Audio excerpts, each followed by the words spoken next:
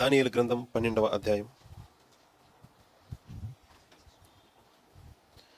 కొన్ని మాటలు చదువుకుందాం, దయచేసి చూడాలని కోరుతూ ఉన్నాను. బైబిల్ మధ్యలో 744 పేజీ. దానియేలు గ్రంథం 12వ అధ్యాయం మనం చూస్తూ ఉన్నాం. 3-13 వచనాలు చదువుతూ ఉన్నాను, దయచేసి చూడండి. మొదటిగా 3వ వచనం, తర్వాత 13వ వచనం. బుద్ధిమంతులైతే ఆకాశ మండలంలోని జ్యోతులను పోలిన వారై ప్రకాశించెదరు. నీతి మార్గము అనుసరించి నడుచుకున్నట్లు ఎవరు అనేకులను తిప్పుదురో వారు నక్షత్రం వలె నిరంతరమును ప్రకాశించెదరు. 13వ వచనం. నీవు అంతము వరకు నిలకడగా ఉండిన ఎడల విశ్రాంతి నొంది కాలాంతమందు నీ వంతులో నిలిచెదవు. నీవు అంత్యము వరకు నిలకడగా ఉండిన ఎడల విశ్రాంతి నొంది కాలాంతమందు నీ వంతులో నిలిచెదవు. ప్రార్థన చేస్తున్నాం. ప్రేమగల తండ్రి, మహాదేవ, ఈ సమయం ఈ స్థలంలో ఉన్న నీ ప్రియులందరికీ ఆశీర్వాదకరంగా చేయమని మిక్కిలి బలహీనుడను నీ మహాకృపతో నీ పక్షంగా నిలవబెట్టావు. అందుకు నిన్ను స్తుతిస్తూ ఉన్నాను. మీ పరిశుద్ధాత్మ సహాయము మాకు అనుగ్రహించమని మా ప్రభువైన క్రీస్తు పేరట అడిగి పొంది ఉండి మిమ్మల్ని స్తుతిస్తున్నాము తండ్రి. ఆమేన్. మనం చదివిన ఈ వాక్య భాగం దేవుడు దానియేలుతో చెప్పిన మాట. దానియేలు అనే ప్రవక్తతో దేవుడు ఆ మాట చెప్పడానికి అందులో ఎంతో గంభీరమైన సత్యం, పాఠం ఉన్నాయి. అవి మనం అర్థం చేసుకోవడానికి ఆయన మానసిక పరిస్థితి ఏంటి అని ఆలోచించాలి. దేవుడు ఆయనకి వాగ్దానం చేస్తున్నది విశ్రాంతి. తర్వాత ఆయనకంటూ ఒక వంతు, నీ వంతులో నీవు నిలిచెదవు అని చూస్తున్నాం కదండి. ఆయనకి దేవుడు ఒక వంతు అంటే ఏంటి అంటే వాటా, పోర్షన్. ఈ మాట మనం ఎప్పుడు ఆలకిస్తాం, ఎప్పుడు విన్నాం, ఎప్పుడు ఉపయోగిస్తాం? ఇది నీ వంతు, లేక ఇది నీ వాటా, ఇది నా వాటా అనే మాట. చిన్నప్పుడు ఒకే తల్లిదండ్రుల దగ్గర వాళ్ళకు పుట్టిన పిల్లలందరూ ఉన్నప్పుడు వాళ్ళకి ఏదైనా తినడానికి ఇచ్చినప్పుడు ఇది నీది, ఇది మీ అన్నయ్యది అని పంచుతారు. ఇది నీ వంతు, ఇది నీది. అదే పిల్లలు పెద్ద అయిన తర్వాత తల్లిదండ్రులు ఫైనల్గా వాళ్ళకి ఇచ్చే పోర్షన్ కూడా ఇదే మాటతో చెప్తారు, ఇది మీ వాటా, ఇది మా వాటా. దేవుడు అలాగే తన కోసం ఈ జీవితకాలంలో సేవ చేసిన సేవకునికి తండ్రిగా దేవుడు ఆయనకి ఇచ్చే రివార్డ్, రిటర్న్ గిఫ్ట్, ఇది నీ వంతు, ఇది నీ వాటా. దేవుడు ఆయనకి ఇస్తున్న ఆ వాటా ఎప్పుడు ఇస్తున్నారు చూసి చెప్తారా? ఆ 13వ వచనాన్ని. దేవుడు ఆయనకి ఇస్తున్న ఆ వాటాని ఎప్పుడు ఇస్తున్నారు? నీవు అంతం వరకు నిలకడగా ఉండిన ఎడల విశ్రాంతి నొంది కాలాంతమందు నీ వంతులో నిలిచెదవు. ఈ మాటకు అర్థం కావాలంటే అసలు విశ్రాంతి పొందడం అంటే ఏంటి? దేవుడు ఆ వంతు వాటా కంటే ముందుగా విశ్రాంతి ప్రామిస్ చేశారు. ఆ విశ్రాంతి పొందుతావు. ఆ తర్వాత కాలాంతంలో నీకు నీ వాటా, నీ వంతు, నువ్వు చేసుకున్న దానికి, ఈ జీవిత కాలంలో నువ్వు నా కోసం చేసిన దానికి నేను నీకు ఇవ్వాలనుకుంటున్న పర్మనెంట్ పోర్షన్, పర్మనెంట్ వాటా నీకు ఇస్తానని దేవుడు చెప్తున్నారు. దేవుడు ఈ మాట ఇవ్వడానికి దేవుని నుంచి ఒక మానవుడు లేక ఒక సేవకుడు ఏం పొందుకోబోతున్నారో దానికి ముందుగా విశ్రాంతి పొందుతామన్నారు. అసలు ఆ మాట నాకు అర్థమైందే, ఆ వచనం నాకు అర్థమైందే. నా జీవితంలో అసలు విశ్రాంతి అనేది లేకుండా ఎంతో, విశ్రాంతి అంటే పీస్, ముందుగా పీస్, హృదయంలో పీస్, సమాధానం లేని పరిస్థితుల్లో, అసలు నిద్ర పట్టని రోజుల్లో, చాలా డిప్రెషన్లో ఉన్న రోజుల్లో, ఇందాక ఆ అన్నగారు సాక్ష్యం ఇస్తున్నట్టు నా జీవితంలో ఒకనొక టైంలో సూసైడ్ చేసుకుందాం అనే పరిస్థితులకు వెళ్ళిన టైంలో, అసలు ఒక అరగంట నిద్ర పడితే చాలు అని ఎంతో ప్రయత్నించినా కానీ నిద్ర పట్టని రోజుల్లో, అసలు కొద్దిగా దేవుడు రెస్ట్, ఆ పీస్ ఆఫ్ మైండ్ అసలు ఎక్కడైనా వాగ్దానం చేశారని బైబిల్ చూస్తే ఈ మాట గుర్తొచ్చి తెలిసినప్పుడు దానియేలు గారికి కూడా దేవుడు వాగ్దానం చేశారు విశ్రాంతిని. ఇంతకీ అమ్మయ్య విశ్రాంతి దేవుడు ఇస్తానన్నాడు, ఎప్పుడు ఇస్తారో అని చూస్తూ ఉంటే అసలు విశ్రాంతి అంటే ఏంటో తెలుసుకోవాల్సిన పరిస్థితి వచ్చింది. అక్కడున్న విశ్రాంతి పొందుతావు అని చెప్పిన ఆ మాటకు అర్థం ఏంటో మీరేమైనా కొద్దిగా ఆలోచించి చెప్తారా ఒకసారి? విశ్రాంతి పొందుతావు అంటే శాంతి, సమాధానం అని అలా అనుకుంటాం, కానీ కాదు అక్కడ ఉన్నది. నీవు విశ్రాంతి పొంది అనే మాటలో మనం చూస్తున్న ఆ 12వ అధ్యాయం 13వ వచనంలో నీవు విశ్రాంతి పొందుతావని దేవుడు చెప్పిన మాటలో దేవుడికి దానియేలు ఏం అడుగుతున్నారో దేవుడు దానియేలుకి అది ఇస్తారనమాట. దేనికోసం ప్రార్థన చేస్తున్నారు? ఏంటి, సింహాల గుహలో వేసేస్తామన్నా ఈయన ప్రార్థన ఆపకుండా ప్రార్థన చేస్తున్నాడు. అంతగా ప్రార్థన చేస్తున్నాడంటే ఇంతకీ ఆయనకి ఏం కావాలో, దేనికోసం అంత తీవ్రమైన ప్రార్థన ఆయన చేస్తున్నారో ప్రభువు అది వాగ్దానం చేయడమే విశ్రాంతి కావాలా అని నేను అనుకున్నాను. అది కూడా కాదు. ఆ విశ్రాంతి ఎప్పుడు వస్తుంది?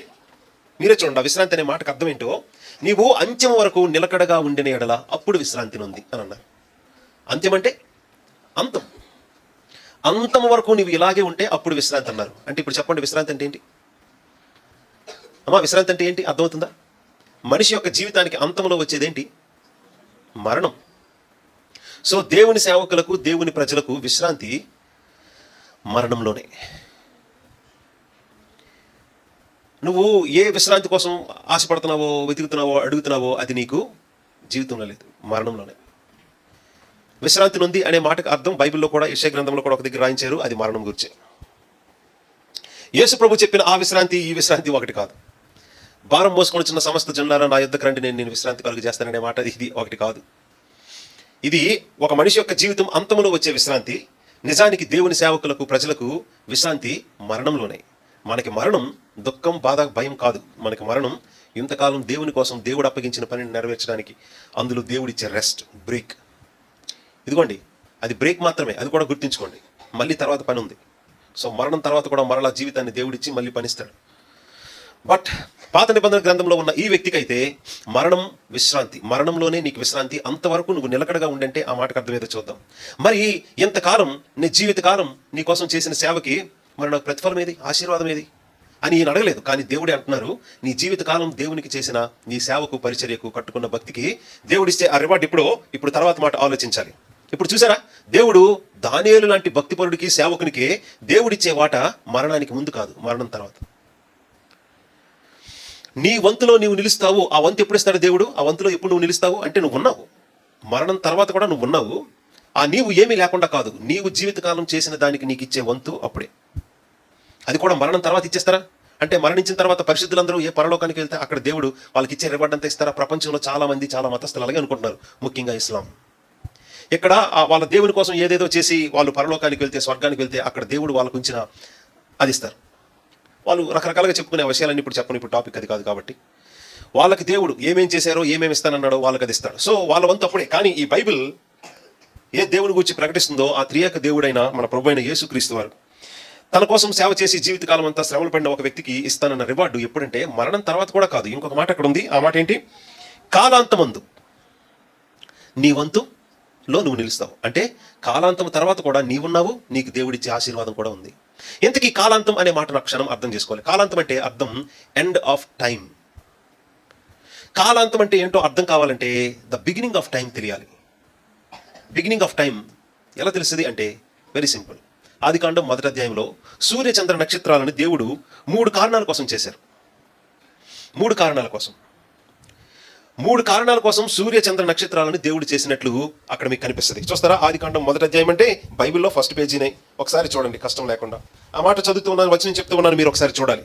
సాధారణంగా మనం ఒక వాక్య భాగాన్ని ధ్యానిస్తే మరొక వేరే వాక్య భాగాలు చూడం, అవసరమైతే చెప్పుకుంటాం కానీ చూడం. కానీ మీరు కూడా ఈ సత్యాన్ని చూసి ఆలోచించాలని ఇది ఒక్కదాన్ని చూద్దాం. దయచేసి చూడండి. ఆదికాండం 1వ అధ్యాయం 14వ వచనం నుంచి ఈ మాటలు చదువుతూ ఉన్నాను, మీరు ఒకసారి శ్రద్ధగా ఆలకించాలి. దేవుడు 14వ వచనం, పగటిని రాత్రిని వేరుపరుచునట్లు ఆకాశ విశాలమందు జ్యోతులు కలుగును గాకనియు.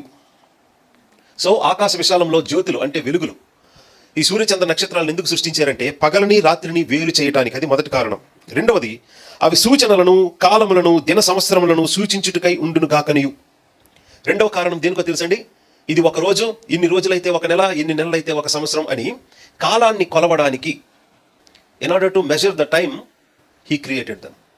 ఆకాశంలో ఉన్న సూర్యచంద్ర నక్షత్రాలు, జ్యోతులని దేవుడు ఎందుకు సృష్టించారంటే రెండవ కారణం కాలాన్ని కొలవటానికి.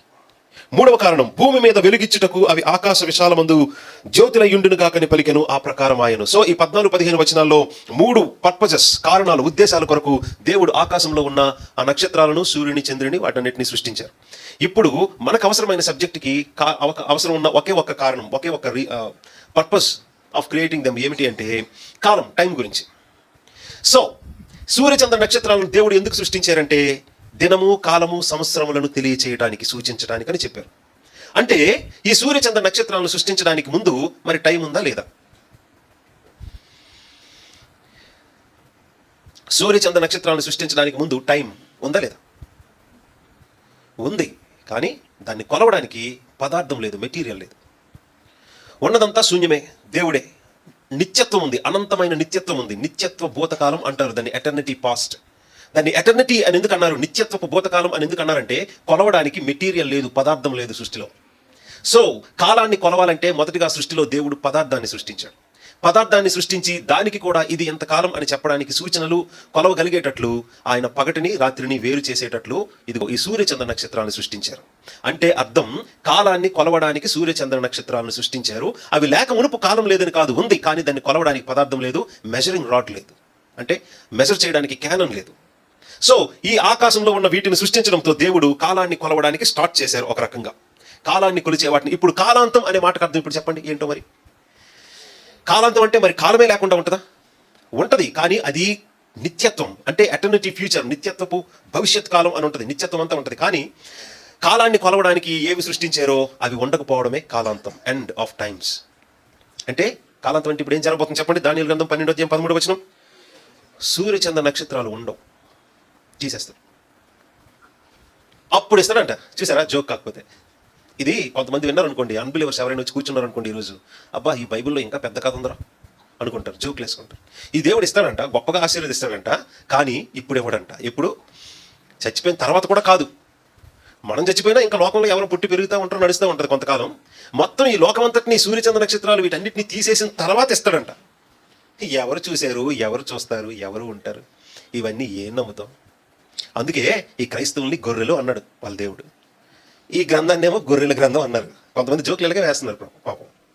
ఎందుకంటే ఈ బైబిల్లో ఉన్నవి చరిత్రలో జరిగినవి చెప్పినా కానీ లోకానికి తెలియదు. జలప్రలయంతో దేవుడు అందరినీ చంపేశాడు అన్న విషయం ఎవరికి తెలుసు? రుజువులే ఉన్నాయి. లోకం ఎక్కడ అంగీకరిస్తుంది? చరిత్రలో జరిగినవే ఎవరికి తెలియనప్పుడు, నమ్మలేనప్పుడు అసలు చరిత్ర ఇంకా జరగని ఫ్యూచర్ గురించి దేవుడు చెప్తుంటే ఎవరు నమ్ముతారు చెప్పండి? కానీ ఈ బైబిల్లో జరిగాయి అని చెప్పబడిన సంఘటనలు ఎంత ఖచ్చితంగా చరిత్రలో జరిగాయో, భవిష్యత్ చరిత్రలో ఇవి జరుగుతాయి అని దేవుడు చెప్పిన సంగతులన్నీ మరి తిరిగి లేకుండా జరుగుతాయి. అందులోకి ఈ మాట దేవుడు దానియేలుతో చెప్పారు. దానియేలు ఎంతో క్లిష్టమైన పరిస్థితుల్లో భక్తిగా దేవునికి సేవ చేస్తున్నాడు. అలాంటి వాడిని దేవుడు మోసగిస్తాడా అబద్ధం చెప్పి? అబ్బాయి, నీవు ఇంతవరకు నా కోసం కష్టపడ్డావు, సేవ చేసావు, నేను నీకు దానికి రివార్డ్ ఇస్తా, ఆశీర్వదిస్తా. కానీ నీవింతవరకు చేసిన దానికి నీకు ఇచ్చే ఆశీర్వాదం ఇదిగో ఎప్పుడంటే అని దేవుడు చెప్తున్నారు. మనం సాధారణంగా ఏం ఆశిస్తామంటే, నేను ఇంతవరకు చేసిన సేవకి, నా భక్తికి, నేను ఇంతవరకు కష్టపడి పవిత్రంగా జీవించిన దానికి ఏమిస్తావు అని ఆశతో పాపం చాలా మంది క్రైస్తవులు చూస్తూ ఉంటారు. ఒకవేళ మనం అనుకునేది ఏది చేయలేదు అనుకోండి, ఉదయం నేను చెప్పినట్లు మనం విన్నట్లు మన ఫ్రెండ్స్ మనోళ్ళు ఏమంటారు తెలుసా? దేవుడు అన్నావు, నిజంగా దేవుడు అన్నావు, రక్తం అన్నావు, సిలువ అన్నావు, ప్రేమ అన్నావు, ఏం చేశాడు నీకు? ఏమిచ్చాడు నీకు? ఈ మాత్రం దానికి ఇంకా యేసు ప్రభువు చర్చ అని చెప్తున్నావు, నీకు అసలు బుద్ధి లేదు. ఎంత గొర్రెల్లో కలిసిపోయినా కనీసం బుర్ర ఉపయోగించవా అని, తలకాయ ఉపయోగించవా అని మాట్లాడే వాళ్ళు ఎంతోమంది. ఎందుకంటే లోకానికి తెలియదు దేవుడు ఎవరో, తన సృష్టికర్త ఎవరో, ఆయన ప్రణాళికలు ఏంటో, ఆయన మాటకున్న విలువేంటో. అంటే ఈ బైబిల్ మాటకున్న విలువేంటో లోకానికి తెలియదు. కాబట్టి వాళ్ళందరికీ ఏం కావాలో తెలుసా? ఏదైనా ఇప్పుడే. ఏం తిన్నా, ఏం ఆనందించినా, ఏం అనుభవించినా, ఏం సాధించినా, సంపాదించినా, ఏదైనా ఈ జీవితంలోనే. కాబట్టి ఈ జీవితకాలం మట్టుకే దేవుడు భక్తి అనుకుంటారు. కానీ నిజంగా దేవుడు ఈ లోకాన్ని నాశనం చేయడానికి, మనల్ని చంపడానికి సృష్టించలేదు. నిత్యత్వం కోసం, నిత్యం ఆయనతో ఉండి ఆనందించడం కోసం సృష్టించారు. మనం మధ్యలో పాపం చేసి మరణాన్ని తెచ్చుకున్నాం. పాపం వాళ్ళు ఆ మరణం వరకే చూస్తారు, కానీ ఆ తర్వాత ఉన్నది తెలియదు. ఎందుకంటే అసలు వాళ్ళు ఎక్కడి నుంచి వచ్చారో, అసలు సృష్టించిన వాడెవరో, ఎందుకు సృష్టించాడో వాళ్ళకి తెలియదు. ఉదయం మీరు విన్న మొదటి వాక్య భాగంతోనే మీకు అర్థం కావాలి, ఇది దేవుని యొక్క ప్రణాళిక, ప్లాన్. బైబిల్ మొదటి అధ్యాయంలోనే అది చెప్పబడింది. అది మన పాపం వలన ఇదంతా పాడు చేయబడింది. కానీ మరలా ఆయన ఆ ఉద్దేశాన్ని నెరవేర్చడానికి తన కుమారుని సిలువ వరకు పంపించాడన్న విషయంతో మనం మాత్రమే ఈ ప్లాన్లో ఉన్నామని మీరు అర్థం చేసుకున్నారు. అయితే మరి మనం ఎంత గొప్ప ప్లాన్ కోసం ప్రత్యేకింపబడిన వారమైతే, పిలువబడిన వారమైతే, మరి ఇప్పుడున్న ఈ జీవితం ఏం చేయాలి? సత్యం తెలిసిపోయింది, పాపాలు ఒప్పుకున్నాం, ఆయనేమో పాప క్షమాపణ ఇచ్చారు, నీతివంతులుగా తీర్చారు, తన కుమారుని రాజ్యంతో ఉంచుతారు. మరి ఇప్పుడున్న జీవితం ఏం చేయాలి, దేనికోసం అనే ప్రశ్న మీరు వేసుకుంటే, దానికి దేవుడు దానియేలుతో చెప్పిన మాట మాత్రమే ఇప్పుడు మీతో చెప్పబోతున్నాను. ఇక్కడ ఏవైతే మీరు వింటారో అవన్నీ మీ జీవితంలో జరుగుతాయని కాదు. ఇలాగా దేవుడు ఒక సేవకుడికే అడిగినప్పుడు మనం ఏం కోరుకోవచ్చు, మనం ఏం కోరుకోవాలి అనే ప్రశ్నకి చివరికి వద్దాం. సో ఇప్పుడు మనం చదువుతున్న ఈ మాటలో ఒకటి ఉండిపోయింది. ఆ ఒక్క మాటే మనం ఇప్పుడు చూస్తాం. 13వ వచనంలో, నీవు అంతము వరకు నిలకడగా ఉండిన ఎడల విశ్రాంతి నుందనే మాట చూసాము, కాలాంతమంది అనే మాట చూసాము, నీ వంతు అనే మాట చూసాము, నిలిచెదవు అనే మాట చూసాము. చూడనిదంతా ఈ రెండు మాటలే, నిలకడగా ఉండిన ఎడల. ఆ మాట ఈ రోజు ప్రస్తుత జీవితం గురించి మాట్లాడుతుంది. సో ఎంతకీ దేవుడు దానియేలు గారిని, నువ్వు ఇలాగే ఉంటే, ఇలాగే స్థిరంగా ఉంటే, ఇలాగే ఈ భక్తితో నువ్వు కాన్స్టెంట్గా ఉంటే, ఇప్పుడున్న పరిస్థితులతోనే నువ్వు స్థిరంగా అలాగే నమ్మకంగా ఉంటే, అప్పుడు నీకు విశ్రాంతి, ఆ తర్వాత నీకు కాలాంతమంది నీ వంతులో నిలుస్తావు అని దేవుడు చెప్పిన మాటలో అర్థం ఏంటంటే, ఇప్పుడు ఆ ఒక్క రెండు పదాలను అర్థం చేసుకోవాలంటే ఎంతకీ దానియేలు ఉన్న పరిస్థితి ఏంటో మనం ఒక క్షణం ఆలోచించాలి. దానియేలు గారు ఉన్న పరిస్థితి చెప్పడానికి ఇదిగో ఈ ముందున్న 12 అధ్యాయాలు చెప్పాలి, కానీ మనకు అంత సమయం లేదు. కానీ అతి ప్రాముఖ్యమైన మాటలు అయితే వినండి. దానియేలు గారు పుట్టుకతోనే గోల్డెన్ స్పూన్, పుట్టుకతోనే రాజవంశంలో పుట్టాడు ఆ పిల్లోడు. రాజవంశంలో అంటే రాజుల కుటుంబం, ఇశ్రాయేల్ దేశాన్ని పరిపాలిస్తున్న రాజుల కుటుంబం. ఏదైనా అవకాశం తారుమారు జరిగి ఈయన రాజైనా అయిపోగలడు ఫ్యూచర్లో. కానీ ఈయన జీవితంలో 14 సంవత్సరాల వయసులో ఏం జరిగిందంటే, దేవుడు వారి రాజ్యాన్ని శత్రువులకు అప్పగిస్తే ఆ శత్రువులు ఓవర్ నైట్ రాజు కావాల్సిన ఈ పిల్లోడిని, ప్రిన్స్ అనమాట అప్పటికైనా, రాజు ఫ్యూచర్లో అవుతాడో లేదో మనకు తెలియదు, కానీ రాజు కావాల్సిన ఈ పిల్లోడిని ఓవర్ నైట్ దేవుడు ఏం చేశాడో తెలుసా? అనాథని చేశారు. అనాథ అంటే తెలుసు కదా, ఒంటరి వాడిని. తన రాజ్యం, బంధుబలగం, ఆ హైనెస్, గ్రేట్నెస్, తన కుటుంబం, నా అన్న వాళ్ళు ఎవరు లేకుండా ఒంటరి వాడిని చేసేసాడు దేవుడు. ఎంత వయసు అని చెప్పాను? ఎందుకు ఇప్పుడు ఈ మాట చెప్తున్నాను? ఇది యవనస్తుల మీటింగ్ కాబట్టి మరీ ఎంత యంగ్ టీనేజర్ మన దగ్గర లేరు. ఇదే అలా చిన్నపిల్లలు ఉన్నారు, కానీ మీరందరూ కొద్ది వయసు ఇంకా పెరిగినోళ్ళే. ఆయన ఎర్లీ టీనేజ్లోనే అంత రేంజ్లో పుట్టించి 14 సంవత్సరాలు సుఖభోగాలు, మంచి గౌరవం అది పొందుకున్నవాడు ఒక్క రాత్రిలోనే ఏమీ లేకుండా దేవుడు జీరోకి తెచ్చేశాడు. ఆ జీరో నుంచి వాళ్ళు ఎక్కడికి తీసుకొని వెళ్ళారంటే ఆ రాజ్యానికి బానిసలుగా తీసుకొని వెళ్ళిపోయారు. అంటే నెగిటివ్ వాల్యూలోకి వచ్చేసాడు. రాజు కావాల్సిన వాడు ఒక రాత్రికి జీరో అయిపోయాడు, అన్ని తీసేశాడు దేవుడు, శత్రువులు. ఆ తర్వాత ఆయన్ని బానిసత్వంలోకి, స్లావరీలోకి తీసుకొని వెళ్ళిపోయారు. 14 సంవత్సరాల అబ్బాయిని స్లేవ్ బాయ్గా. అంటే ఒకప్పుడు ఉన్న పాజిటివ్ కాస్త ఇప్పుడు నెగిటివ్ వాల్యూస్లోకి వెళ్ళిపోయి ఆయన ఐడెంటిటీ, ఆయన పరిస్థితి. అక్కడికి తీసుకెళ్ళిన తర్వాత ఆ పిల్లోని సెలెక్ట్ చేశారు. ఈ పిల్లోడు చాలా చక్కగా ఉన్నాడు, తెలివితేటలు కూడా బాగున్నాయి, వీడికి మనకు ఉపయోగపడతాడు, మన రాజ్యానికి ట్రైనింగ్ ఇద్దామని ఒక స్పెషల్ ట్రైనింగ్ క్యాంప్లో పిల్లోని పెట్టారు. ఆ ట్రైనింగ్ యొక్క లీడర్ యొక్క ప్రత్యేకత ఏంటంటే ఆయన నపుంసకుల అధిపతి చేతి కింద ఈ కుర్రలను పెట్టారంటే అర్థం ఏంటంటే వాళ్ళందరినీ ఆపరేషన్ చేసి సర్జరీలు చేసి నపుంసకులుగా మార్చేస్తారు. ఫ్యూచర్లో వాళ్ళ రాజ్యానికి వీళ్ళు ఉపయోగపడాలంటే పెళ్ళిళ్ళు చేసుకోకూడదు, పిల్లల్ని కనకూడదు. పెళ్ళిళ్ళు చేసుకొని పిల్లల్ని కంటే డబ్బు, ఆస్తి ఇవన్నీ సైడ్ చేసే అవకాశం ఉంటుంది. ఇలాగ వీళ్ళు కరప్షన్ చేసి ఇక్కడ పైసలు సంపాదించుకొని వారి కుటుంబాలకి, మరి భవిష్యత్తులో వీళ్ళకి పుట్టే పిల్లలు కూడాను ఈ రాజ్యంలో గొప్ప గొప్ప స్థానాల్లో సెటిల్ అయిపోతారు. కాబట్టి ఆ అవకాశం లేకుండా వాళ్ళని నపుంసకులుగా చేయడానికి ఈ 14 సంవత్సరాల పిల్లోడిని 3 సంవత్సరాల ట్రైనింగ్ అప్పగించి 20 సంవత్సరాల వయసు వచ్చేసరికి ఆ పిల్లోడిని ఆపరేషన్ సర్జరీ చేసి నపుంసకుడిగా మార్చేశారు. ఈయనకి నుంచి ఒక క్షణం మీరు ఆలోచించారనుకోండి, దేవుడు ఏం చేశారో తెలుసా? ఒక క్షణంలో నా అన్నవాళ్ళు కానీ, తన పాత ఐడెంటిటీ కానీ, రెస్పెక్ట్ కానీ, గౌరవం కానీ, రాజ్యం కానీ, ఫ్యూచర్ కానీ ఏమీ లేకుండా పాస్ట్ అంతా చెరిపేశాడు. పోలే రేపు ఎప్పుడో పెళ్ళైతే భవిష్యత్తులో నాకంటూ భార్య, పిల్లలు ఉంటే, నాకంటూ ఎవరైనా ఉన్నారు అనుకోవడానికి, ఫ్యూచర్ అయినా ఉంటుంది అనుకోవడానికి అవకాశం లేకుండా దేవుడు నపుంసకుల అధిపతికి వాళ్ళు అప్పగించడంతో ఈ అబ్బాయికి ఫ్యూచర్ కూడా లేకుండా చెరిపేశాడు దేవుడు. నా అన్నవాళ్ళు పాస్ట్లో ఎవరు లేరు, ఫ్యూచర్లో కూడా ఎవరు ఉండరు. మ్యారేజ్ అవ్వదు కాబట్టి పిల్లలు పుట్టరు. నా అన్న వాళ్ళు ఎవరు లేని జీవితం. ఇప్పుడు ఇలాంటి పరిస్థితుల్లో ఆ మనిషికి దేవుడు ప్రధానమంత్రిని చేసిన ఏం ప్రయోజనం చెప్పండి? ఆ దేశాన్ని తీసుకొని వెళ్ళి దేవుడు ఆయన్ని ప్రైమ్ మినిస్టర్ని చేశాడు ఆ రాజ్యంలో. ఎవరి కోసం? దేనికోసం? నా అన్న వాళ్ళు ఒక్కరు కూడా లేనప్పుడు అంత గొప్ప పదవులు, అంత గొప్ప స్థానమైన, ఘనతలైన, గౌరవాలైన ఎవరి కోసం? ఎవరు చూసి సంతోషించడానికి? నాకైతే అనిపించింది ఈయన పరిస్థితి 1వ అధ్యాయం చివరికి 2వ అధ్యాయానికి వచ్చేసరికి అనిపించింది, అరే ఒకవేళ అలాంటి పరిస్థితిలో ఈ రోజు కాలపు యవ్వనస్తులే ఉంటే అంతా ఒక రోజులో తీసేశాడు, పోనీ భవిష్యత్తులో పోనీ ఏదైనా మనకంటూ ఒక కుటుంబం ఉంటుందేమో అనే అవకాశం లేకుండా, భవిష్యత్తు ఏమీ లేకుండా చెరిపేసినప్పుడు ఇంకా ఏం తినడానికి, ఏం అనుభవించడానికి, ఎవరు నన్ను చూసి సంతోషిస్తారని, అసలు నాకు ఎవరుంటారు, ఎవరి కోసం బతికి సంపాదించాలి అని ఏది జీవితంలో లేనప్పుడు ఇంకెవరి కోసం జీవితం? ఒకవేళ ఆయన స్థానంలో నేనున్నాను అనుకోండి, నేను వెంటనే దేవుని మీద తిరగబడిపోయి నేను వాళ్ళ దేవుళ్ళు కలిసిపోయేవాడిని. ఎవరు ఏ రాజ్యం అయితే నన్ను బానిసగా, స్లేవ్ బాయ్గా తీసుకెళ్ళిందో ఆ బాబిలోనియన్ దేశం యొక్క వాళ్ళ మతంలో కలిసిపోయేవాడిని. వాళ్ళ మతంలో కలిసిపోయినా ఇష్టపూర్వకంగా, ఈ నపుంసకులుగా చేయకుండా ఏదో చిన్న పనుల్లో ఉంచేసి పెళ్లి చేసుకొని ఏదో పిల్లలు కానీ బతకొచ్చు. ఒకవేళ నేనే ఆ స్థలంలో ఉంటే ఈ దేవుని మీద తిరగబడిపోతాను. ఏ దేవుడు? ఈ దేవుడైన యెహోవా మీద. దేవుడైన యెహోవా వలనే నా జీవితం ఇలా కాలిపోయింది, ఇంకా ఆయనతో నేను ఎందుకు ఉండండి? కాబట్టి నేను పార్టీ మార్చి ఇగో వాళ్ళ దేవుళ్ళు దేవతలు ఉన్నారే ఆ బయలు వాడి వైపు వెళ్ళిపోతాను, కల్దీలు దేవతల వైపు. కానీ ఇక్కడున్న అబ్బాయి, పోనీ ఆయన అబ్బాయి యొక్క పరిస్థితి చూడండి, మానసిక పరిస్థితి. దేవుడు ఒక రాత్రిలో మొత్తం అంత పాస్ట్ ఇంకేమీ లేకుండా, నా ఐడెంటిటీ లేకుండా, నాకు ఎవరు లేకుండా తీసేశాడు. మన ఫ్యూచర్లో పోనీ ఏమైనా ఉంటుంది, ఫ్యూచర్ కూడా ఎవరు ఏమీ లేకుండా తీసేశాడు. ఇలాగ మన జీవితాలకు జరిగితే ఇంకెవరైనా చర్చకొస్తామా చెప్పండి నిజాయితీగా? ఇంక ఈ దేవుడు ఏమిస్తాడు అనుకుని హోప్తో రావాలి చెప్పండి ఈ దగ్గరికి? ఇంకా నా జీవితంలో ఏముందని రావాలి? అసలు నాకు ఈ జీవితం వద్దు, ఏమాత్రం దానికి ఇంకెందుకు జీవితం? ఎవరు లేరు ఫ్యూచర్లో కూడా, ఎప్పుడు ఎవరు నా జీవితం అంటూ, నా ఫ్యామిలీ అంటూ, నా కుటుంబంలో, నా ఇంట్లో ఉండే వాళ్ళు ఉండరు ఎవరు. అలాంటప్పుడు ఎందుకు జీవితం? నిజానికైతే ఈ కాలం యవనస్తులైతే అలాంటి జీవితమే వద్దనుకుంటారు. అలాంటి జీవితానికి పరిస్థితికి తీసుకొచ్చిన దేవుడి మీద తిరగబడిపోతారు. కానీ దేవుడు ఈ ఒక్క వ్యక్తి జీవితాన్ని మన ముందు చూపించి ఆయన చెప్తున్న మాట ఏంటో తెలుసా? మీ జీవితంలో సుఖమైన, సరదైన, నవ్వైన, ఏడుపైన, ఒంటరితనం ఒకవేళ ఉంటే ఒంటరితనమైనా ఎవరి కోసం? మీకోసం కాదు, ఫస్ట్ నా కోసం. ఇక్కడ ఒక దేవుడు ఉన్నాడు, ఆయన గురించి మాట్లాడడానికి ఒకరు కావాలి. కానీ ప్రతి ఒక్కడు వాడి జీవితాలు, వాడి కుటుంబాలు, వాడి బాధ్యతలు, వాడి అవసరాలు, వాళ్ళ కోరికలు, వాళ్ళ సమస్యలు, వాళ్ళ ఏడుపులు, వాళ్ళ సుఖాలు.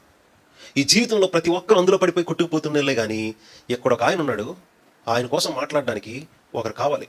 Spokesmen for God, mouthpiece for the most high.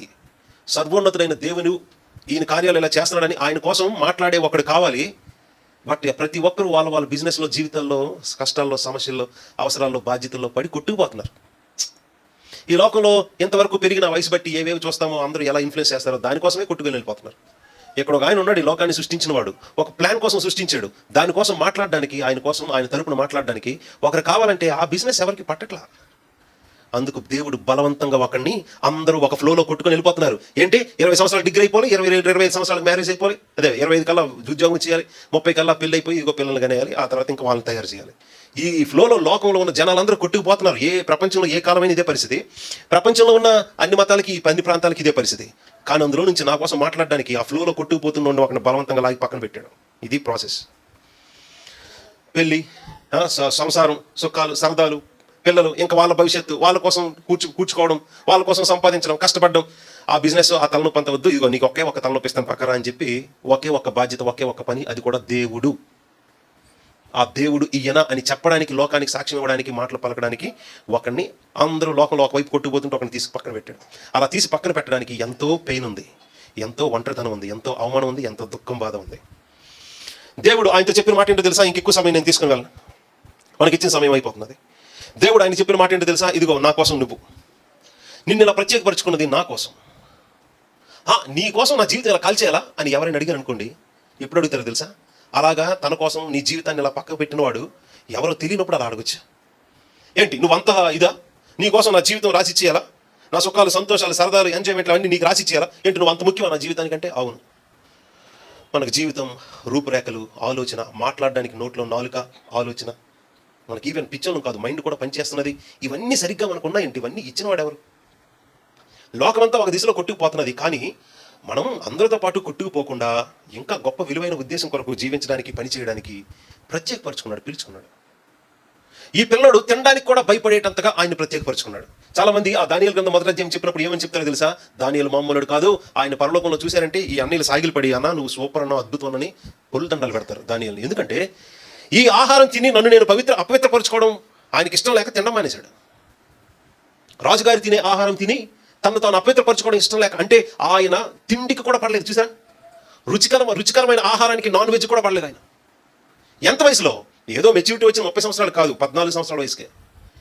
అంత భక్తిపరుడు, దేవుడు అంటే ఆయనకి అంత భయభక్తులు. ఆయన మామూలుడు కాదని చెప్పడానికి ముందు అంత భయభక్తులు దేవుడి మీద ఆయనకి ఎలా వచ్చాయో తెలుసా? కొట్టాడు దెబ్బ, సరైన దెబ్బ కొట్టాడు దేవుడు. ఈ దేవుడు పాపం విషయంలో ఎంత సీరియస్గా ఉంటాడో, తన జీవితం అలా కాలిపోవడానికి, అంటే తనకు ముందున్నవన్నీ దేవుడు ఓవర్ నైట్ తీసేయడానికి కారణం పాపం. దానియేలు పాపం కాదు, తన పితరులు చేసిన పాపానికి ఈ అబ్బాయి ఇలా బుక్ అయిపోయాడు. అలాగ దేవుడు వాళ్ళ రాజ్యాన్ని శిక్షించాడు.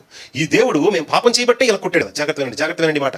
ఈ దేవుడు, మా దేవుడు, మేము పాపం చేయబట్టే మమ్మల్ని శిక్షించాడు. కాబట్టి పాపం చేయకుండా ఉంటా. మరి ఇప్పుడు నన్ను కాపాడుకోవాల్సిన బాధ్యత ఎవరు చెప్పండి? రాజుగారి ఇచ్చే ఆహారం తినకుండా స్పెషల్ ట్రైనింగ్లో ఉన్న కుర్రాళ్ళు, అబ్బాయిలు, రాజుగారి ఇచ్చే ఆహారం తినకుండా, రాజుగారి పానం తాకుండా ఉంటే, వీళ్ళు తినకపోతే వాళ్ళ అధికారిని చంపేస్తాడు రాజు. వాళ్ళ అధికారి భయపడుతున్నాడు, ఆ నపుంసకుల అధిపతి. ఆయన ఏమన్నాడంటే, అరే అబ్బాయి, మీరు తినకపోతే నా పేక మీదకి వస్తుంది సమస్య, రాజుగారు నన్ను చంపేస్తారు. మీ మొహాలు ఏమైనా కలగా కనిపించలేదా, మీరు కొద్దిగా ఏమైనా నీరసంగా కనిపించారంటే నన్ను చంపేస్తాడు రాజుగారు అని ఆయన భయపడుతున్నాడు. అంటే రాజుగారి పెట్టిన భోజనం తినకుండా దాన్ని రిజెక్ట్ చేస్తే రాజుగారిని అవమానించినట్టే, తలైనా ఎగిరిపోతుంది. ఇప్పుడు అంత పెద్ద రిస్క్ లో పడినా కానీ ఈయన కాన్ఫిడెన్స్, పెద్ద భక్తి అది అనడానికి వీలు లేదు. పాపం చేసినప్పుడు మమ్మల్ని ఆ రేంజ్ లో కొట్టినవాడు, పాపం చేయకుండా ఉంటా నన్ను కాపాడుకోవాల్సిన బాధ్యత ఆయనదే. ఏం చేస్తాడో చేసుకోవచ్చు. దేవుడు కూడా మామూలుడేం కాదు. మీకు అర్థమవుతుందా? ఈ దేవుని కోసం ఎవరైతే భయపడి అదే విశ్వాసాన్ని ఎంత పెద్ద రిస్క్లోనైనా వాళ్ళు ఇలాంటి స్టాండ్ తీసుకుంటే, దేవుడు కూడా అద్భుతం చేసి వాళ్ళకి అదే చేశాడు. ఆహారం తిని వాళ్ళు అపవిత్రపరుచుకోకుండా ఉండేటట్లు దేవుడు అద్భుతం చేశాడు. వాళ్ళు తిన్నవి మామూలు గింజ ధాన్యాలే, కానీ ఆ ధాన్యాలకే రాజుగారిచ్చే ఆ మంచి ద్రాక్షరసం, మంచి నాన్ వెజ్ తిన్నా కానీ ఆ వాళ్ళకి, ఆ పిల్లలకి లేని ఆ అందం, ఆరోగ్యం, ఫిట్నెస్ కేవలం ఈ గింజలు, ధాన్యాలు తిన్న ఈ 4 అబ్బాయిలకి వచ్చింది. దీనివల్ల ఇది గాడ్స్ మిరాకిల్. దేవుని యొక్క చిత్తము నెరవేర్చడానికి మీరు ఇష్టపడితే ఏదైనా ఆయనే చేసుకోవాల్సిందే. He is in obligation to do anything for you if you are in his will. ఆయన చిత్తంలో ఉండడానికి మీరు స్టాండ్ తీసుకుంటే మిమ్మల్ని కాపాడి పోషించాల్సిన బాధ్యత బాధ్యుడు ఆయనే. అంతే. ఈ రోషం ఈ 4 రోజులే కాదు, చనిపోయినంత వరకు అదే చూపించన్నాడు దేవుడు. చూసారా అది ఎంత టఫ్ జాబ్ తెలుసా? ఈ పరిస్థితుల్లో ఒక 20 సంవత్సరాలు బతికి చచ్చిపోతే పర్వాలేదు, కానీ ఆ పరిస్థితుల్లో ఆయనకి ఎంత ఆయుష్ ఇచ్చాడో తెలుసా? ఎంత అనుకుంటున్నారు? దానియేలు బతికిన కాలం 95 సంవత్సరాలు బతికాడు దానియేలు. తన ఒంటరితనంలోనే, ఇలాంటి పరిస్థితుల్లోనే, ఎవ్వరూ లేకుండానే, మానసికంగా కావచ్చు, ఇంకెలాగైనా కావచ్చు, ఇంకా 12 అధ్యాయాలు చూస్తే ఎన్నోసార్లు ఆయన మంచం పెట్టేశాడు. ఎన్నోసార్లు మానసికంగా ఎంతో డిప్రెషన్కి లోనే మంచం పెట్టేశాడు. అలాంటి పరిస్థితుల్లో దేవుడు ఆయనకి ఇచ్చిన ఆయుష్ ఎంతో తెలుసా? 95 సంవత్సరాలు. ఎందుకు ఈ మాటలన్నీ మీతో చెప్తున్నానంటే, మనందరి జీవితాలు ఇలాగే కోరుకోవట్లేదు దేవుడు. మీరు అర్థం చేసుకోండి ప్లీజ్. ఇగో తమ్ముళ్ళు, అన్నయ్యలు, అక్కలు, చెల్లెలు, ప్లీజ్ ఈ మాట అర్థం చేసుకోండి. మనందరి జీవితాలని ఇలాగే చేస్తానని దేవుడు అంటలా. నా ఉద్దేశాల కోసం ఒక్కడైనా ఇలా ఉన్నాడు చూడండి. మీకు అంత కష్టాలు లేవు, అంత శ్రమలు లేవు. ఈయనకి తగినంత దెబ్బ కానీ, ఈయన జీవితానికి వచ్చినంత నష్టం కానీ, కష్టం కానీ, ఒంటరితనం మీకు లేదు. మీరు అప్పటికి ఆ మాత్రం దానికి తెగ ఫీల్ అయిపోయి ఏడ్చేస్తారు. అమ్మో దేవుడే కష్టం తెచ్చేస్తాడు అని తెగ బాధపడిపోయి. భక్తి అంటే చాలా మందికి భయం. భక్తిగా ఉంటే శ్రమలు వస్తాయని బైబిల్ చెప్తుందని అప్పుడప్పుడు ఏదో చేయకుండా చేయాలని అనుకుంటారు. మరి దేవుడు అందరి జీవితాన్ని ఇలా వాడుకోవట్లేదు. మీరు అర్థం చేసుకోండి. కొంతమందిని ఇలా ఎందుకు ఉంచాడంటే, అందరూ అందులో వెళ్ళిపోతున్నారు, అదే పద్ధతిలో వెళ్ళిపోతున్నారు, అదే మనసుతో ఉంటున్నారు. కానీ మీరైనా మీకు అన్నీ ఉన్నా కానీ మీ మనసు ఇలా ఉండండి, ఇలా ఉంచండి, నా కోసం, నా కార్యాల కోసం, నా ఉద్దేశాల కోసం. అంతేగాని అందరి జీవితాలను ఇలా చేసేసి ఒంటరి వాళ్ళని చేస్తానని కాదు దేవుని యొక్క అర్థం. అలా ఎవరికి చేశాడు? ఎవరికి చేయలేదు. బట్ దానియేలు ఒక్కడు, హీ స్టూడ్ అవుట్, ఒక్కడనే పక్కన నిల్చోబెట్టి ప్రత్యేకంగా చూపిస్తున్నాడు దేవుని యొక్క గొప్ప కార్యాల కోసం. కొంతమంది జీవితాలు ఒంటరితనమే, ఒంటరితనమే, ఒంటరితనమే, దుఃఖమే, బాధ, ఇంకా చెప్పలేని డిప్రెషనే. ఎన్నోసార్లు ఆయన గుంట్లో పోలేదు. ఇవన్నీ దేనికోసం అంటే, నా కోసం ఒకరిని నేను ప్రత్యేకపరుచుకున్నాను. ఇలాంటి దెబ్బలు తగిలితే కానీ కొంతమంది ప్రత్యేకంగా ఉండరా దేవుని కోసం? ఇలాంటి దెబ్బలు తగలలా? ఇలాంటి దెబ్బలు తగలకుండా ఇలాంటి వాక్యాలు, ఇలాంటి వ్యక్తులు దేవుడు మన ముందుకు ఎందుకు తీసుకొని వస్తాడో తెలుసా? నాకు అలాంటి దెబ్బలేమి వద్దు, కానీ నేను బుద్ధిగా నీ కోసం పని చేస్తాను, నీ కోసం జీవిస్తాను, ఐఎమ్ సో సారీ, ప్లీజ్ నన్ను కాపాడండి అనే ప్రార్థన మీద అవ్వాలి. అరే ఈ దేవుని కోసం ఏమీ లేకపోయినా పర్వాలేదు, ఒంటరిగా ఉందామనే వాళ్ళు ఇదిగో ఇష్టపూర్వకంగా ఉన్న ఒక వ్యక్తి ఉన్నారు. మీరు ఎప్పుడైనా చూసారా ఆ వ్యక్తిని బైబిల్లో? చూడండి ఒకసారి. లూకా సువార్త, ఈ మాట చదువుతూ ఉన్నాను. ముఖ్యంగా ఇది స్త్రీల కూడికలో ఎక్కువ మంది స్త్రీలు ఈ వాక్య భాగాన్ని ధ్యానిస్తారు. లూకా సువార్త 2వ అధ్యాయంలో అక్కడ మనకు ఒక స్త్రీ కనిపిస్తారు, ఒక అక్కగారు. ఆ అక్కగారి రికార్డు సేమ్ ఇలాంటిది. తన తండ్రి, తన ఇంటి వారి బ్యాక్గ్రౌండ్ గొప్పదే, కానీ ఎక్కడి నుంచి చదువుతున్నారండి? 36 ఓకే. 2వ అధ్యాయం 36 వచనం మీరు ఒకసారి చూడాలి. ఎక్కువ సమయం తీసుకొని కానీ ఆ వాక్యం చదివి మనం వెళ్ళిపోదాం అక్కడున్న విషయం చూస్తే. చూడండి ఏమనుందో 36వ అధ్యాయం. నేను చదువుతానన్నా, ఏమనుకోవద్దు. లూకా సువార్త 2వ అధ్యాయం 36వ వచనం. మరియు ఆషేరు గోత్రికురాలను పనుయేలు కుమార్తెయునైన అన్న అను ఒక ప్రవక్తి ఉండెను. ఆమె కన్యాత్వం మొదలు 7 ఏండ్లు పెనివిటితో సంసారం చేసి బహుకాలము గడిచినదై 84 సంవత్సరాలు వెధవరాలయ్యుండి దేవాలయం విడవక ఉపవాస ప్రార్థనలతో రేయింపగళ్ళు సేవ చేయుచుండెను. ఆమె కూడా ఆ గడిలోనే లోపలికి వచ్చి దేవుని కొనియాడి యెరూషలేములో విమోచన కొరకు కనిపెట్టుకునిచున్న వారందరితో ఆయనను గూర్చి మాట్లాడుచుండెను. ఈ మాట ఎందుకు చదివామో తెలుసండి? యేసుక్రీస్తు పుట్టిన ఆ 8వ రోజు ఆయనకి సున్నతి చేశారు. సున్నతి చేసి దేవాలయానికి తీసుకొని వచ్చినప్పుడు ఆ టైంకి ఈ స్త్రీ కూడా అక్కడికి వచ్చింది. ఈమె కూడా అన్న. ఆమె గురించి విన్నారా? వాళ్ళ నాన్నగారి పేరు, ఆమె వంశం పేరు రాయడానికి కారణం ఏంటంటే అనామకురాలు కాదు, మంచి బ్యాక్గ్రౌండ్ ఉంది. ఆమెకు కన్యాత్వం మొదలుకొని 7 సంవత్సరాలు భర్తతో ఉండి వెధవరాలు అయిందంటే, వాళ్ళకి పెళ్ళైన తర్వాత 7 సంవత్సరాలకు వెధవరాలు అయిపోయింది. ఆమె భర్త చనిపోయాడు. కన్యాత్వం మొదలుకొని కనీసం మనం ఆమెకి 20 సంవత్సరాలకి పెళ్ళయింది అనుకున్నా కానీ 27కి ఆమె వెధవరాలు అయిపోయింది. 27 సంవత్సరాలకి వాళ్ళ నాన్నగారు బ్యాక్గ్రౌండ్ మంచిదే, కానీ మంచిగా మ్యారేజ్ చేసి ఇంకొక అద్భుతమైన జీవితంలో సెటిల్ అయిపోవచ్చు. కానీ సరే ఇంకొక మ్యారేజ్ చేసుకుంటాం, ఆ మ్యారేజ్ కూడా అలాగే అవ్వదని గ్యారంటీ ఏంటి? ఇంకొక భర్త వస్తాడు, ఆ భర్తకి ఏదో జరిగితే. ఆ కాలంలో రోగాలు ఎక్కువ, యుద్ధాలు ఎక్కువ. పురుషుల యుద్ధానికి వెళ్ళాలి, ఎంతోమంది చనిపోయేవారు, ఎక్కువ వెధవరు అంటారు ఈ కాలం కంటే. ఆమె చివరికి తీసుకున్న నిర్ణయం ఏంటో తెలుసా? ఇంకా ఈ జీవితం దేవుని కోసమే. తను ఎవరు పట్టించుకునే వాళ్ళు లేక కాదు, బ్యాక్గ్రౌండ్ లేక కాదు. చేసుకోవాలనుకుంటే తన కుమార్తెకి ఇంకో పెళ్లి చేసి లైఫ్ ఇవ్వచ్చు ఆ తండ్రి పనుయేలు గారు. కానీ ఈమె నిర్ణయం ఇంకేంటో తెలుసండి? అంతే, లోకానికి రావాల్సిన లోక రక్షకుని కోసం ఎదురు చూస్తూ దేవాలయంలోనే ఉండి, అంటే దేవాలయంలోనే ఉంటుందంటే ఇల్లు కూడా ఈమెకి లేదని మీరు అనుకుంటారేమో. ఈమెకు పెద్ద బ్యాక్గ్రౌండ్, రిచ్ బ్యాక్గ్రౌండ్ ఉంది. రిచ్ బ్యాక్గ్రౌండ్ ఉన్నప్పటికీ ఇంకొక మ్యారేజ్ చేసుకొని సెటిల్ అయిపోలేదు. కానీ 30 సంవత్సరాల లోపే తను తాను డెడికేట్ చేసుకుంది దేవునికి. దేవుని మందిరంలోనే ఉండేదామె. దేవుని ఎన్ని సంవత్సరాలు అక్కడ ఉంది? 84, 83, 84, 84 ఇయర్స్. వెధవరాలుగానే 84 ఇయర్స్. అంటే ఆమె వయసు ఎంత ఉంటుందో? 27 సంవత్సరాలకు వెధవరాలు అయితే అక్కడ నుంచి 84 సంవత్సరాలు అంటే మోర్ దెన్ 100. నేను ఎందుకు ఈ మాట ఇప్పుడు చూపించాను తెలుసండి? దేవుడు ఇలాంటి ఒంటరితనంలో ఉన్న వాళ్ళకి ఆయుష్ ఇవ్వడం కూడా బాధాకరం అనిపించింది నాకు. ఒంటరితనంలో ఉన్న వాళ్ళకి ఎంత ఆయుష్ ఎందుకు? ఎలా ఉన్నారు అనుకుంటే ఇదిగో కేవలం దానియేలు కాదు, ఇక్కడ ఈ అక్కగారు కూడా ఉన్నారు. వాళ్ళు అంతకాలం జీవించింది ఎవరిని చూడడానికి, ఎవరిని చూద్దామని, ఏ రోజులు మంచి రోజులు వచ్చేస్తే వాళ్ళ జీవితంలో చూద్దాం అనుకుంటే దానియేలు గురించి అలా ఉంచండి. కానీ ఇదిగో ఈ స్త్రీ అయితే మరి అంతే. ఇదిగో మీకు అర్థమవుతుందా? 110 సంవత్సరాలు బతికినా, ఒంటరితనంలోనే 84 సంవత్సరాలు జీవించిన ఒక ఆయన చూసేసింది. యేసుక్రీస్తుని, పుట్టిన ప్రభు అయిన యేసుక్రీస్తుని చూసి అంతే. అది సంతోషం. ఆ తర్వాత ఆమె జీవితం ఎన్నాళ్ళు జీవించిందో దేవుడు రాయించలేదు, చూసారా? ఆ తర్వాత ఇంక అనవసరం. ఆ తర్వాత ఎంతకాలం జీవించి ఆ మరుసటి రోజు చచ్చిపోయింది, అవన్నీ లేవు. ఇంకా జీవితానికి హై అండ్ ఒకటే ఆయన్ని కలుసుకోవడం, చూడడం. ఆ తర్వాత ఆయన చూడగానే చూసి చేసిన పని ఏంటో తెలుసా? అంతవరకు ఎవరెవరైతే యెరూషలేం పట్టణంలో విమోచన కొరకు అంటే క్రీస్తు కొరకు కనిపెడుతున్నారో, ఆ విశ్వాసంతో ఉన్నారో, వాళ్ళందరి ఇళ్ళకెళ్ళి చెప్తుంది, ఆయన వచ్చాడు, నేను చూసా, నేను కలుసుకున్నానని. అందులో ఉన్న సంతోషం చూసారా? ఆ సంతోషంతోనే చచ్చిపోయింది ఆమె. ఈ మాట మీతో ఎందుకు చెప్తున్నానో తెలుసండి? మీ జీవితంలో అసలైన సంతోషం యేసు ప్రభు నెరగడమే. ఆ తర్వాత ఇంకేమైనా సంతోషమైన దినాలు ఉన్నాయంటే ఆయన కోసం మీరు ఉపయోగపడటం, జీవించడం, ఆయన కోసం మాట్లాడటం. ఆ 12వ అధ్యాయం 3వ వచనం ఎందుకు చదివేమో తెలుసా? ఎవరు బుద్ధిమంతులైతే, అక్కడ చదివే మనం 12వ అధ్యాయం 3వ వచనం, దానియేలు గ్రంథం 3వ వచనం 13 కాదు. బుద్ధిమంతులైతే ఏం చేస్తారో తెలుసండి? ఈ బుద్ధి, ఈ జ్ఞానం దేవుని వాక్యం నుంచి పొందుకున్న వాళ్ళు ఏం చేస్తారో తెలుసండి? నీతి మార్గమును అనుసరించినట్లు ఎవరు అనేకులను త్రిప్పుదురో వారు ఆకాశంలోని జ్యోతులను పోలిన వారై నిరంతరము ప్రకాశిస్తారు.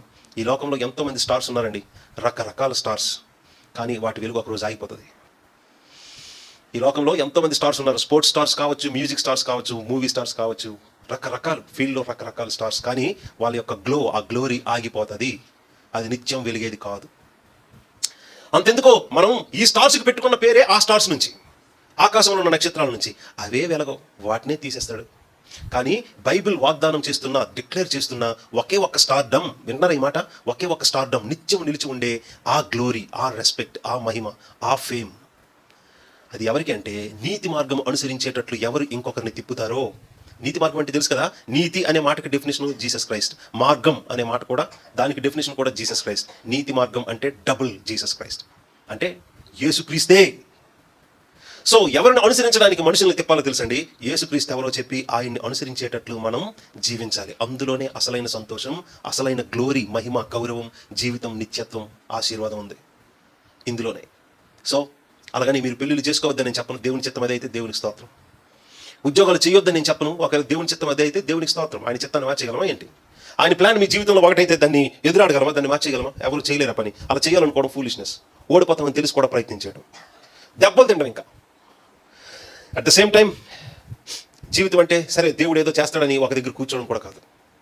దేవుడు సేవకు పిలిచాడని కొంతమంది ఏమీ చేయకుండా కూర్చుంటారు మూల. సేవకు పిలిచాడు కదా, ఎప్పుడు ఏం చేస్తాడో చూద్దామని. No, that is also not a right వే.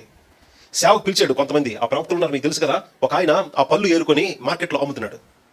ఆ పళ్ళు అమ్ముకుంటున్నప్పుడే పళ్ళన్నీ అయిపోగానే దేవుడు వెంటనే మెసేజ్ ఇవ్వగానే ఆ బొట్ట తట్టని పక్కన పెట్టి క్లాప్స్ కొట్టి, ఇదిగో ఈ దేవుడైన యెహోవా సెలవు ఇచ్చిందేమని కానీ అక్కడే వాక్యం చెప్పడం మొదలు పెట్టాడు. యేసు ప్రభు ఎవరినైనా సేవకు పిలిస్తే ఖాళీగా కూర్చున్న వాళ్ళని పిలవలేదు. ఎవరిని పిలిచాడో తెలుసా? వాళ్ళు ఏదో పనిలో ఎంగేజ్ అయితేనే పిలిచాడు. దేవుడు మీకు సేవకు పిలిస్తే ఓకే, సేవకు పిలుస్తున్నాడు కాబట్టి నేను అది చేయను, ఇది చేయను, ఏది చేయను అని అనుకోవడం మళ్ళీ రైట్ కాదు. మీకు సేవకు పిలిస్తే ఆయన వాడుకుంటాడు, పని మొదలు పెట్టుకుంటాడు. కానీ అంతవరకు ఖాళీగా ఉండడం అది అస్సలు పని కాదు. ప్రార్థనలో కనిపెట్టడం అది వేరులేండి, నేను దాని గురించి చెప్పట్లేదు. బట్ మీ గురించి మాట చెప్తూ ఉన్నాను, శ్రద్ధగా ఆలకించండి. దేవుని పని చేయడానికి పనులన్నీ పక్కన పెట్టక్కర్లేదు, పని చేస్తూనే దేవునికి ఉపయోగపడచ్చు. ఇప్పుడు దానియేలు గురించి మనం మాట్లాడుకున్నామా? ఆయన ఆ దేశానికి prime minister, but still he worked for God. Prime మినిస్టర్గా డ్యూటీ టైమ్స్లోనే డ్యూటీ చేసాడేమో కానీ దేవుని కోసం మాత్రం 95 years పనిచేశాడు. తన ఆయుష్కాలం అంతా బిగినింగ్ నుంచి ఎండింగ్ వరకు. ఈవెన్ పనిష్మెంట్లో, శ్రమలో అందరినీ కోల్పోయాడా, రాజ్యాన్ని, గౌరవాన్ని అన్ని కోల్పోయాడా, ఈవెన్ తన మగతనాన్ని కూడా కోల్పోయాడా, ఎవ్రీ ఐడెంటిటీ ఆయన కోల్పోయాడా, అవన్నీ కూడా మినిస్ట్రీలో భాగమే. That's it. దేవునికి ఒక వ్యక్తి ఎలా షేప్ అయితే దేవుడు ఆ రేంజ్లో వాడుకుంటాడో దానికి తగినట్టు ఆయన షేప్ చేసుకుంటాడు. ఈ మాట ఏదో ఇప్పుడు నిల్చొని ఒక మాట చెప్పేస్తున్నాడు కానీ అదంతా, ఆ ప్రాసెస్ అంతా ఆ వ్యక్తికి జరుగుతున్నప్పుడు ఎంత ఏడుపు ఉంటుందో మీకు తెలుసా? ఎంత దుఃఖం, భయం ఉంటుందో తెలుసా? బట్ అదంతా ఎవరి కోసం అంటే మీ సంతోషమైన, మీ దుఃఖమైన, మీ ఏడుపైన, మీ ఒంటరితనమైన, మీ గౌరవమైన, ఏదైనా ఎవరి కోసం అంటే నా కోసం, నా కోసం, నా కోసం, నా కోసం, నా కోసం అన్నాడంటే ఈయనేదో మోనార్కు, శాడిస్ట్ కాదు, మిమ్మల్ని బాధల్లో, కష్టాల్లో పెట్టేసిన వాడు. గొప్పది ముందుంది. దాంతో పోల్చుకుంటే ఇప్పటి కాలపు శ్రమలు ఎన్నదగినవి కావు పౌలుగా చెప్పారు. మన ఎదుట ప్రత్యక్షం కాబోయే మహిమతో పోలిస్తే ఇప్పటి కాలపు శ్రమలు ఎన్నదగిన అసలు లెక్కలోకి రావు. కాబట్టి అమ్మో దేవుడు కష్టాలు పెట్టేస్తాడా, శ్రమల పాలు చేస్తాడా, ఇబ్బందులు పెడతాడా, కష్టాల్లో నుంచి మమ్మల్ని తీసుకొని వస్తాడంటే మీరు భయపడిపోక్కర్లేదు. ఎంత పెద్ద కష్టాలు మీ జీవితానికి ఎవరికి రావు, తెగ భయపడిపోక్కర్లేదు. కానీ మీ జీవితంలో సంతోషం, సుఖం ఆయన ఇచ్చినా కానీ మీ మైండ్లో ఉండాల్సింది ప్రభు ఇప్పుడు ఇచ్చాడా, తింటాం, ఆనందిస్తాం, నవ్వుతాం, బట్ ఇవి కూడా దేవుని కోసం ఉపయోగపడేటట్లు మిమ్మల్ని మీరు ప్రత్యేకపరచుకోవాలి. అర్థమవుతుందా? ఈ మాటలన్నీ దేవుడు మీ ముందుకు ఈరోజు తీసుకొని రావడానికి కారణం ఏంటంటే, ఈ సంవత్సరంలో దేవుడు మీ జీవితంలో ఏం చేసినా అది మీకోసం కాదు, ముఖ్యంగా ఆయన కోసం, ఆయన కొరకు, ఆయన ఉద్దేశాల కోసం మిమ్మల్ని ఎలా తయారు చేసుకోవాలి, మార్చుకోవాలి, మలుచుకోవాలనుకుంటాడో దానికి తగినట్టుగా ఆయన కార్యాలు, క్రియలు చేస్తారు. అంతేగాని దానియేలుకు జరిగినట్టే మాకంతా జరిగిపోద్దని ఎవరు భయపడక్కర్లేదు. ఒక కఠినమైన ఎగ్జాంపుల్ మీ ముందు ఉంచాడంటే, ఎందుకంటే నేను నిన్ను వాడుకోవాలనుకుంటే ఈ రేంజ్లో నిన్ను చేయగలను, కానీ అలా చేయట్లా. కాబట్టి ఇప్పుడు వచ్చిన చిన్న చిన్న కష్టాలకి, ఇబ్బందులకి ప్రతిసారి ఊసిరోమని ఆడవక, ఏం చేస్తున్నావు ప్రభువా, నన్ను వదిలేసావా అని ఆడవద్దు. మరి ఇంత కఠినమైన పరిస్థితులు మీకు రావు. ఒకవేళ మీకు వచ్చిన పరిస్థితులు ఏవైనా కఠినంగా, ఇబ్బందిగా, కొన్నాళ్ళు పర్మనెంట్గా కాదు, కొన్నాళ్ళు మీకు అనిపిస్తే అది దేనికోసం అంటే, నీవు ఇదిగో ఈ నిత్యమైన ప్రణాళికకి, దేవుని కోసం తగినట్లుగా వాడబడ్డానికి యజమాని చేతిలో అర్హమైన పాత్రగా నిన్ను మలుచుకుంటాడు, చెక్కుకుంటాడు. అదే ప్రాసెస్ ఈ సంవత్సరం అంతా మీకు చేస్తాడు. కాబట్టి నో డిస్కరేజ్మెంట్స్, దేవుని మీద కంప్లైనింగ్స్ అవన్నీ మర్చిపోండి. మీరు దేవుని యొక్క గొప్ప ఉద్దేశాల కోసం పిలువబడ్డారు. కాబట్టి మరీ ఇంత కఠినమైన పరిస్థితులు ఎవరికి ఉండవు. నేను వాడుకుంటే, అంత గొప్పగా వాడుకుంటే, ఇదిగో ఎంత కఠినంగా నేను ఏర్పాటు చేసుకున్న వాళ్ళు కూడా ఉన్నారు. వాళ్ళందరినీ మీ ముందుకు ఎందుకు ఉంచుతున్నానంటే, మీ జీవితంలో ఉన్న ప్రతిదీ మొదటిగా మీకోసం కాదు, మీ రెస్పెక్ట్ కోసం కాదు, నా రెస్పెక్ట్ కోసం, నా కోసం, నా ప్లాన్స్ కోసం, నా ఉద్దేశాల కోసం నీవు. అందుకు నేను నిన్ను సృష్టించుకున్నాను. కానీ నీకు కావలసినట్టుగా దేవుడు పనులు చేసి పెట్టడానికి దేవుణ్ణి మీరు పుట్టించుకోలేదు. మీకు కావలసిన పనులు చేసి పెట్టడానికి ఒక దేవుణ్ణి మీరు పుట్టించుకోలేదు, మీరు చూస్ చేసుకోలేదు. ఆయన మిమ్మల్ని చూస్ చేసుకున్నాడు. చూస్ చేసుకోవడానికి తర్వాత మిమ్మల్ని పుట్టించుకున్నాడు. దేనికోసం మిమ్మల్ని ఆయన ఏర్పాటు చేసుకున్నాడో దానికి తగిన ఎబిలిటీస్తో, రూపురేఖలతో మిమ్మల్ని పుట్టించుకున్నాడు, సృష్టించుకున్నాడు. మీరు కంప్లీట్గా 100% మీ ఓనర్ ఆయన, మీ మీద సర్వ హక్కులు కలిగిన వాడు ఆయన. అట్ ద సేమ్ టైం ఆయన ఏదో సైకోవో, శాడిస్టో లాంటి వాడు కాదు. మీకోసం ప్రాణం పెట్టేటంత ప్రేమ ఉన్నవాడు. ఆయన కంటే మంచి మనసు ఇంకెవరికి లేదు. కాబట్టి మీరు దేనికి భయపడక్కర్లేదు. మరిక్కువ ధైర్యం తెచ్చుకొని ఇంకా అర్థవంతమైన జీవితం జీవించడానికి దేవుని యొక్క షేపింగ్ వర్క్లో మీరు ఇష్టపూర్వకంగా మిమ్మల్ని మీరు అప్పగించుకోవాలి. తలలు వంచండి, ప్రార్థన చేస్తూ ఉన్నాను. ఎస్ లార్డ్, మీరు చెప్పాల్సిన మాట ఒక్కటే. ఇక్కడ ఉన్న ఈ మాట చూసారా, లార్డ్ స్పీక్, స్పీక్ లార్డ్ అనే మాట ఉందా? దానికి ముందున్న మాట ఇదే, చిత్తము, చిత్తము, చిత్తము ప్రభువా చెప్పు అన్నాడు.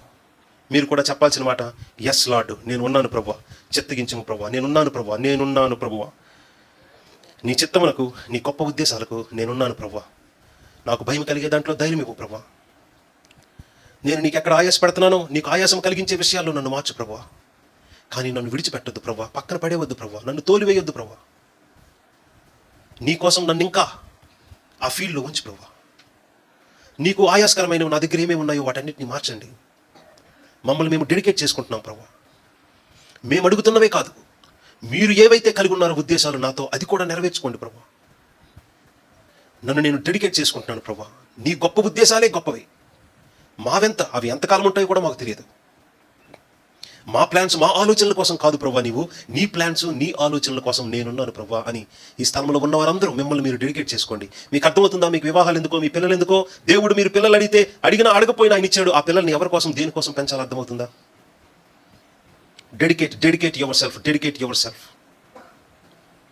ఇక్కడే మీకు సెక్యూరిటీ ఉంది, ఇంకెక్కడ ఆ భద్రత లేదు. ఎక్కడే మీకు ఆనందం ఉంది, ఇలాంటి జాయ్ మీకు లోకంలో ఇంకెక్కడా దొరకదు. ఎక్కడే మీకు గ్రేట్ గ్లోరీ ఉంది, అలాంటి రెస్పెక్ట్ మీకు లోకంలో ఎక్కడ దొరకదు. అసలైన స్టార్డమ్ ఎలాంటిది?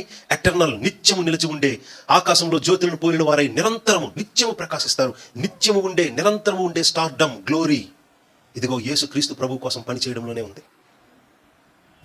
కొన్నాళ్ళు మెరిసే ఆ మెరుపు కోసం మీరు కోరుకుంటున్నారేమో, కలలు కంటున్నారేమో, ఆశలు కలిగి ఉన్నారేమో, కానీ నిజంగానే అసలైనది మీకు వాగ్దానం చేసి మీ దేవుడు మిమ్మల్ని పిలుస్తూ ఉన్నాడు. ఒక్క మాట దేవునికి చెప్పి డెడికేట్ చేసుకోండి. మన సేవకులు ముందుకు వస్తారు, మనల్ని ప్రార్థనలు నడిపిస్తారు. ఇది చాలా ముఖ్యమైన సమయం.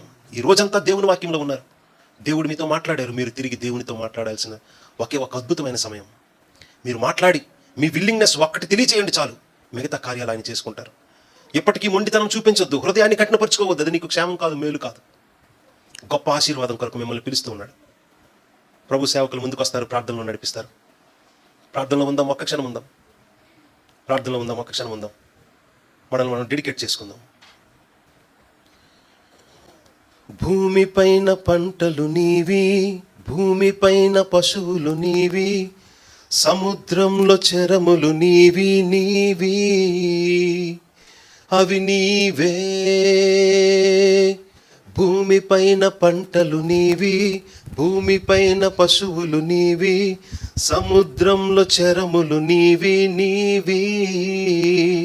అవి నీవే. ఓ సానా, ఓ హల్లెలూయా. ఓ సనా, ఓ హల్లెలూయా. ఏమివ్వగలను, ఏమివ్వగలను, ఏమివ్వగలను యేసయ్యా, ఏమివ్వగలను, ఏమివ్వగలను, ఏమివ్వగలను యేసయ్యా. విలువ పెట్టి నన్ను కొన్నావు, అయినా స్వేచ్ఛను ఇచ్చావు. ప్రతిగా ఇచ్చేందుకు నాకేమున్నది, నాకేమున్నది. విలువ పెట్టి నన్ను కొన్నావు, అయినా స్వేచ్ఛను ఇచ్చావు. ప్రతిగా ఇచ్చేందుకు నాకేమున్నది, నాకేమున్నది.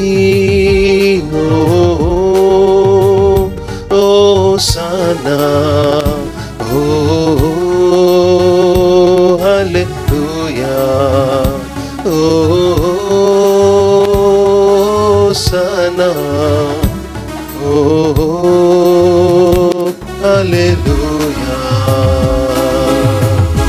ఏమివ్వగలను, ఏమివ్వగలను, ఏమివ్వగలను యేసయ్యా, ఏమివ్వగలను, ఏమివ్వగలను, ఏమివ్వగలను యేసయ్యా.